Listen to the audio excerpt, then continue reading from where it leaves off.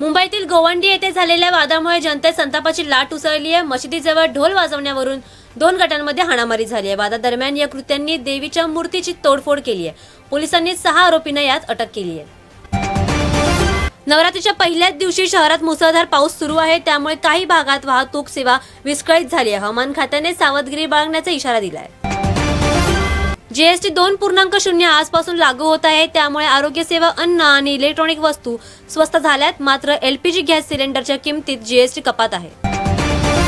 बेस्टने नवरात्री संदर्भात मोठी घोषणा केली आहे। नवरात्रोत्सवादरम्यान महालक्ष्मी मंदिराला जोडणाऱ्या मार्गावर आजपासून 1 ऑक्टोबर पर्यंत अतिरिक्त बसेस चालवल्या जातील।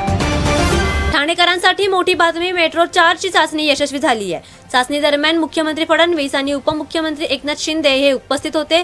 काही महिन्यातच ही सेवा जनतेसाठी उपलब्ध होईल। बीएमसी निवडणुकीची तयारी जोरात सुरू आहे। निवडणुकीसाठी 6500 बूथ अधिकारी नियुक्त केलेत आणि जानेवारीच्या दुसऱ्या आठवड्यात निवडणुका होण्याची अपेक्षा आहे। मुलुंड टोल प्लाझा जवळ एक भीषण अपघात झालाय, ज्यामध्ये एक मोटारसायकल चालकाला वाचवण्याचा प्रयत्न करताना 8 वाहने एकमेकांवर आदळलीत। सुदैवाने यात कोणीही जखमी झाले नाहीये। नवरात्रीच्या पहिल्या दिवशी मुंबादेवी, महालक्ष्मी आणि जीवदानी सारख्या मंदिरांमध्ये भाविकांची मोठी गर्दी झाली आहे। लोक रात्रीपासूनच दर्शनासाठी रांगा लावत आहेत। आजपासून सुरू होणाऱ्या गरब्यासाठी पोलिसांनी मंडपे आणि मंदिरांमध्ये सुरक्षा वाढवली आहे। शहरातील प्रमुख भागात 24 तास पोलिसांचा पहारा असेल। मुंबईतील शिवाजी पार्क जिमखाना भव्य मेकओव्हर नंतर पुन्हा उघडण्यात आलाय। सचिन तेंडुलकर आणि मनसे प्रमुख राज ठाकरे यांनी या प्रकल्पाचं उद्घाटन केलंय।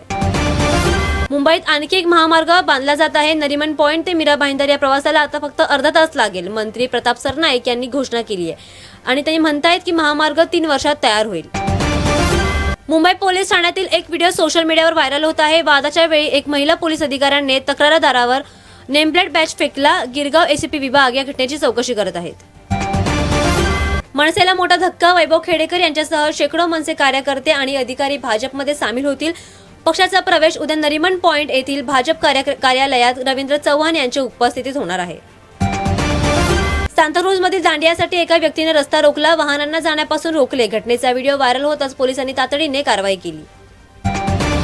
अतिशय दुःखाची घटना घडली आहे। देवीची मूर्ती आणताना विरारजवळ एक भीषण अपघात झालाय। प्रताप नाईक नावाच्या व्यक्तीला चुकीच्या मार्गाने चुकीच्या बाजूने येणाऱ्या टँकरने धडक दिली आहे। या घटनेवर संताप व्यक्त करण्यासाठी मनसेने रस्ता रोखलाय। गाझा युद्धग्रस्तांच्या नावावर पैसे वसूल करून कोट्यवधी रुपयांचा उपहार, भिवंडीमध्ये 3 आरोपींना अटक करण्यात आली आहे। अलिबागमध्ये आता गोवा शैलीतील बाईक भाड्याने देण्याची सेवा उपलब्ध झाली आहे। वाहतूक विभागाने याचा परवाना दिलाय।